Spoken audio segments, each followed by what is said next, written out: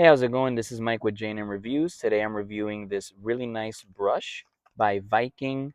This is a leather cleaning brush. They provided it as a sample. Thank you so much, Viking, for the sample. So it's made of real horse hair, which is pretty cool. This is how the brush looks like. And of course, it's used for leather. So this is my car. This has leather interior. So I'm going to use this spray. This is a leather conditioner spray. So I would spray it and put this down.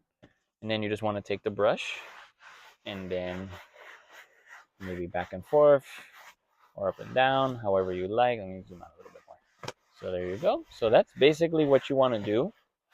And it's pretty smooth on the leather. It's not too rough because it's horsehair, so the bristles are not too rough and very, they're softer than like a regular brush. So it does feel soft. I had a concern that maybe it would be too rough on the leather, but as you can see, it's pretty good on it, so it's not making it any, scratching it up or messing it up. So definitely something you want to check out.